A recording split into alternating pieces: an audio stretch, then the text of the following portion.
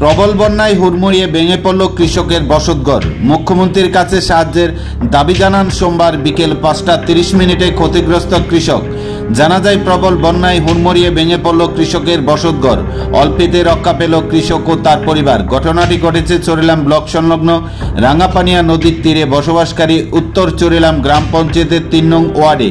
ক্ষতিগ্রস্ত কৃষকের নাম প্রণয় সাহা। সোমবার বিকেলে সংবাদ মাধ্যমের সামনে ক্ষুব্ধ কৃষক প্রণয় সাহা জানান, তার বয়স বর্তমানে 61 বছর চলছে। এই 61 বছর বয়সের মধ্যেও অনেক বন্যা দেখেছেন, কিন্তু এত বড় বন্যা তিনি দেখেননি।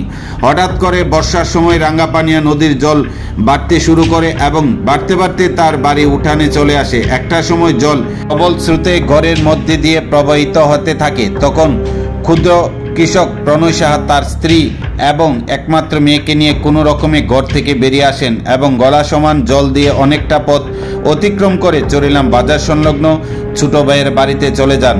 এখনও তার পরিবার ছোট ভাইয়ের বাড়িতে রয়েছে। তিনি বাড়িতে এসে বসতঘরের ছাউনির টিনগুলো একত্রিত করার কাজে লেগে পড়েছেন। তিনি আরও জানান, শুধু যে তার বসতঘর ভেঙেছে এমন নয়, তার পুকুরের সব মাছ চলে গিয়েছে এবং সমস্ত কৃষি ফসল নষ্ট হয়ে গিয়েছে।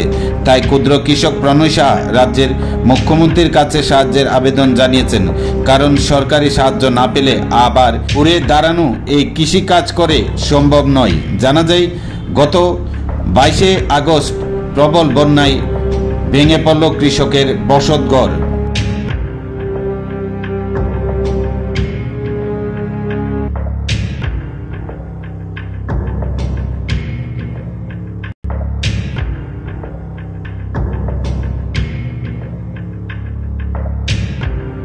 আপনার ঘরে আমার বয়স 61।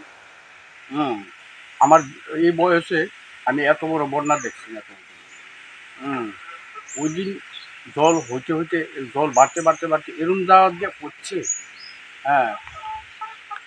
বিপদ সীমার উপরে গেছে। অল্পেতে আমরা রক্ষা পাইছি, আমার বউ, আমার মেয়ে। এখন অবধি আমি আমার ছোট ভাইয়ের বাড়িতে আসছি। কি হয়েছে আপনার ঘরটা? জমি, পুকুর, ঘর সব ধ্বংস হয়ে গেছে। আমার সরকারের কাছে এইটুকু আবেদন, যাতে আমরা মতো ক্ষুদ্র কৃষকের দিকে একটু নজর দেয়। মাননীয় মুখ্যমন্ত্রীর কাছে এইটুকুই আমার আবেদন। ঘরেতে বাইরেছেন আর ঘরটা ভাঙ্গা পড়ছে? ভাঙ্গা পড়ছে।